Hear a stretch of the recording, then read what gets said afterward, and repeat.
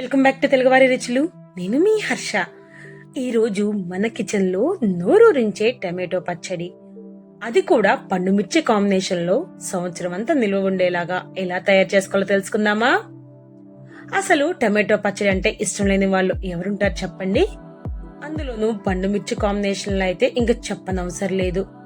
ఇలా చూస్తుంటే అట్లా నోట్లోకి నీరొచ్చేస్తున్నాయి. ఎక్కువగా శివరాత్రి అవ్వగానే దొరకడం స్టార్ట్ అవుతాయి ఈ పండు మిర్చి.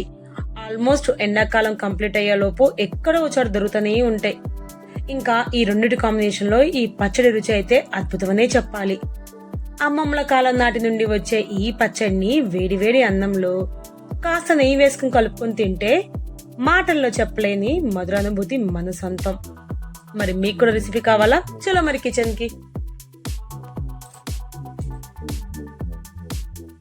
ఈ సీజనల్ పచ్చడి ప్రిపేర్ చేయడానికి నేను ఫ్రెష్ గా ఉన్న 1/2 kg వరకు పండు మిర్చిని తీసుకుని వాటిని వాటర్ లో వేసుకుని ఈ విధంగా శుభ్రం చేసుకుంటున్నాను.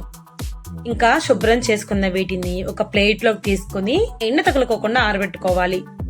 ఒకటి ఫ్యాన్ కింద అయినా పెట్టుకోవాలండి, లేదంటే ఏదైనా క్లాత్ హెల్ప్ తీసుకుని తుడుచుకున్నా సరే ఈజీగా ఆరిపోతాయి. కానీ ఎండలో పెట్టడం వల్ల వడిలిపోయి పచ్చడి ఎక్కువ కాలం నిల్వ ఉండదు.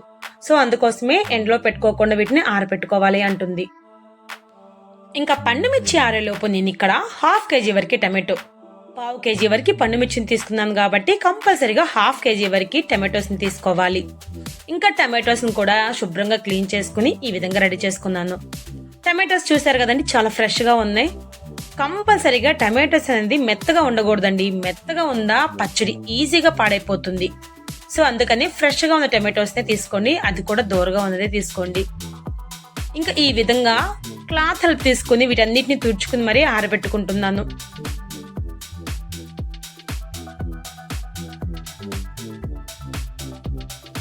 ఈ విధంగా ఆరబెట్టుకున్న టమాటోస్ మొత్తాన్ని ఇప్పుడు సన్నగా కట్ చేసుకోవాలి. ఈ టమాటో పండు మిర్చి కాంబినేషన్ లో ప్రిపేర్ చేసుకున్న ఈ పచ్చడి చాలా సులువుగా ప్రిపేర్ చేసుకోవచ్చండి. కానీ వీటిని ఆరబెట్టుకోవడానికి కొంచెం టైం పడుతుంది. ఇంకా మిగిలిన ప్రాసెస్ అంతా చాలా ఈజీగా అయిపోతుంది. సో ఫైనల్ గా టమాటో ముక్కలన్నీ రెడీ అయిపోయినాయి. ఇంకా ఇదే కట్ చేసుకున్న ఈ టమాటో ముక్కల్ని ఎండకు ఆరబెట్టవసరం లేదండి, అలాగే ఊరబెట్టిన అవసరం లేదు. మరి ఏం చేస్తారంటే సింపుల్ గా ప్యాన్ లో వేసుకుని మీడియం ఫ్లేమ్ లో పెట్టుకుని ఉడికించుకోవాలి. ఇంకా ఈ విధంగా కలుపుకుంటూ మరి ఉడికించుకోవాలి. ఈ పచ్చడికి నేను 60 గ్రాముల వరకు ఇదిగోండి ఈ చిన్న కప్పులో కల్లుప్పు తీసుకుంటున్నాను. సాల్ట్ పచ్చళ్ళకి పనికిరాదండి, మాక్సిమం కల్లుప్పుని వేసుకోండి. ఉడుకుతున్న టమాటో ముక్కల్లోకి 1 స్పూన్ పసుపు, అదే విధంగా మనం తీసుకున్న ఉప్పులో నుండి 2 స్పూన్ల వరకు ఉప్పు వేసుకుని ఇంకొకసారి కలుపుకుంటున్నాను.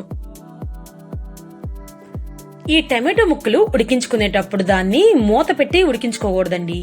మూత పెట్టుకోవడం వల్ల ఆవిరితోనే టమాటో ముక్కలు ఉడుకుతాయి. ఆవిరి తగిలిందంటే పచ్చడి ఈజీగా మారిపోతుంది. సో దానికోసం ఆవిరి పట్టుకోకుండా ఈ విధంగా మనం వీటిని ఉడికించుకోవాలి. ఉప్పు పసుపు వేసుకున్నాం కాబట్టి చూసారు కదండి, ఉడుకుతున్న టమాటో ముక్కల నుండి రసం ఎలా వస్తుందో.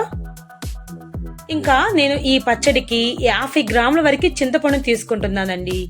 సో మనం తీసుకున్న చింతపండుని దానికి కొన్న ఈనెలు గింజలు అన్ని తీసేసుకోవాలి. సో నేను తీసేస్తే నాకు ఈ క్వాంటిటీలో వేస్ట్ వచ్చేసింది. ఇంకా ఈ చింతపండుని ఉడుకుతున్న టమాటో ముక్కల్లోకి వేసుకుని ఇంకొకసారి బాగా కలుపుకుని ఉడికించుకోవాలి. ఇక్కడ వచ్చిన రసం మొత్తం మగ్గి టమాటో చింతపండు దగ్గరికి వచ్చేంత వరకు ఉడికించుకుంటే సరిపోతుంది. ఇంకా ఈ విధంగా రాగానే వీటిని ఇంకా స్టవ్ ఆఫ్ చేసుకుని ఈ ఉడికించుకున్న టమాటో ముక్కల్ని చల్లార్చుకోవాలి. వేడిగా ఉన్నప్పుడే మిక్సీ పట్టుకోకూడదండి. సో ఇవి చల్లారే లోపు వీటిని ఇంకా పక్కకు పెట్టేసుకుందాం. ఇంకా ఈ లోపు మనకి పచ్చడికి ఆవపిండి మెంతిపిండి కూడా కావాలి కదా. సో దానికోసం నేను ఇదిగోండి ప్యాన్ లోకి 2 స్పూన్ల వరకు మెంతులు, 1 స్పూన్ వరకు ఆవాలు, ఇంకొక స్పూన్ జీలకర్ర వేసుకుంటున్నాను. వీటిని లో ఫ్లేమ్ లోనే ఉంచుకుని వేడి చేసుకోవాలి. ఇవి కాస్త రంగు మారగానే మనకి మంచి వాసన అయితే వస్తుంది. ఇంకా అప్పుడు స్టవ్ ఆఫ్ చేసుకుని ఈ వేడిగా ఉన్న మెంతుల్ని ఆవాల్ని కాస్త చల్లార్చుకోవాలి. చల్లారిన వీటిని మిక్సీ జార్లోకి వేసుకుని మెత్తని పౌడర్లా చేసుకోవాలి. సో ఫైనల్లీ మనకి ఆవపిండి మెంతిపిండి కూడా రెడీ అయిపోయిందండి. ఇంకా ఈ లోపు మనకి పండు మిర్చి కూడా ఆరిపోయింది. ఎక్కడ తేమ అనేది తగలట్లేదు. ఇంకా వీటికున్న కాడలు కూడా తీసేసుకోవాలి. సో అన్నిటికీ కాడలు తీసేస్తే ఫైనల్ గా నాకు ఈ విధంగా రెడీ అయిపోయింది. ఇలా రెడీ చేసుకున్న వీటిని ఇంకా మిక్సీ జార్లోకి తీసుకోవాలి. పండు మిర్చితో పాటు ఇందులోకి ఒక 20 నుంచి 25 వరకు వెల్లుల్లి రెబ్బల్ని, అదే విధంగా ఇంకా మిగిలిన ఉప్పును కూడా వేసుకొని మిక్సీ పట్టిస్తే మనకి ఈ పండు మిర్చి వరకు పచ్చడి రెడీ అయిపోతుంది. ఇంకా ఈ పండు మిర్చి పచ్చడిలోకి మనం ఉడికించుకున్న టమాటో ముక్కలను కూడా వేసుకోవాలి. ఇవి వేసుకున్న తర్వాత ఇంకొకసారి మిక్సీ పట్టుకోవాలి. ఇక్కడ మిక్సీ పట్టుకునేటప్పుడు ఈ పచ్చడిని మరీ పేస్ట్ లా చేసుకోవద్దండి. అక్కడక్కడ పండు మిర్చి గింజలు కనిపించాలి, అదే విధంగా టమాటో తొక్కులు కూడా కనిపించాలి. సో ఈ విధంగా పట్టుకుంటే సరిపోతుంది. ఇంకా ఈ పచ్చడికి మనం మిక్సీ పట్టుకున్న ఆవపిండి, మెంతుపిండి కూడా వేసుకుని ఇంకొకసారి బాగా కలుపుకుంటే సరిపోతుంది. ఇప్పుడు మిక్సీ ఏం పట్టుకోవసరం లేదండి, జస్ట్ ఇట్లా కలిపేస్తే చాలు. ఇంకా ఈ విధంగా రెడీ అయిన ఈ పచ్చడికి మనం తాలింపు పెట్టుకుందాం. ఇంకా తాలింపు కోసం నేను 10 వెల్లుల్లి రెబ్బల్ని దంచుకుంటున్నాను. అదే విధంగా 5-6 రెబ్బల వరకు కరివేపాకులను కూడా తీసుకుని రెడీ చేసుకుంటున్నాను.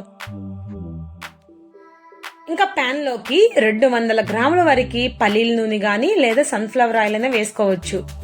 ఇంకా కాగిన నూనెలోకి వెల్లుల్లి రెబ్బల్ని, ఇంకా వాటితో పాటు 1 స్పూన్ పచ్చిపప్పు, ఇంకొక స్పూన్ ఆవాలు, ఇంకొక స్పూన్ మినప్పప్పు వేసుకుని లో ఫ్లేమ్ లో పెట్టుకుని వేయించుకోవాలి.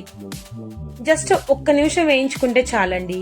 తర్వాత తుంపుకున్న 3 వరకు ఎండుమిర్చిని కూడా ఇందులోకి వేసుకుంటున్నాము. తాలింపులో అన్నీ ఉంటేనే పచ్చడికి మంచి రుచినిస్తుంది. ఇంకా ఫైనల్ గా కరివేపాకు కూడా వేసుకుని స్టవ్ ఆఫ్ చేసుకోవాలి. మీకు కావాలనిపిస్తే ఇందులోకి కాస్త ఇంగు కూడా వేసుకోవచ్చండి, కానీ నాకు ఈ పచ్చడికి ఇంగు ఫ్లేవర్ వద్దు అనుకుంటున్నాను కాబట్టి ఇంగు స్కిప్ చేసుకుంటున్నాను. ఇలా రెడీ చేసుకున్న తాలింపు మరి ఎక్కువగా చల్లారించవసరం లేదండి. కాస్త వేడివేడిగా ఉన్నప్పుడే పచ్చడిని ఇందులోకైనా వేసుకోవచ్చు. ఇంకా పచ్చడిని వేసుకుని బాగా కలుపుకోవాలి. కనీసం ఒక 5-6 నిమిషాలన్నా కలుపుకుంటా ఉంటేనే పచ్చడికి నూనె అనేది చాలా బాగా పడుతుంది. ఈ టమాటో పండుమిర్చి పచ్చడి మాగే కొద్ది దీనికి మరింత రుచి పెరుగుతుందండి. కంపల్సరిగా 3-4 రోజులన్నా మాగాలి. ఇంకా తాలింపు వాసనతోనే నాకైతే కడుపు నిండిపోతుంది అనుకోండి. ఎంతైనా పచ్చడి తాలింపుకున్న క్రేజ్ వేరే లెవెల్లే. ఈ విధంగా ప్రిపేర్ చేసుకున్న ఈ పచ్చడిని డబ్బాలో లేదా జాడీలో స్టోర్ చేసుకుంటే చాలా రోజుల వరకు నిల్వ ఉంటుంది. చూసారు కదా పచ్చడి ఎంత కలర్ఫుల్ గా ఉందో. మరి మీరు కూడా ప్రిపేర్ చేసుకుంటారా? ప్రిపేర్ చేసుకుని టేస్ట్ చేసే లోపు మరి మా ఛానల్ ని సబ్స్క్రైబ్ చేయకపోతే ఎలా చెప్పండి. So please subscribe my channel. ఇంకా మరిన్ని వీడియోస్ కోసం మా ఛానల్ ని ఫాలో అయిపోండి. Thank you for watching.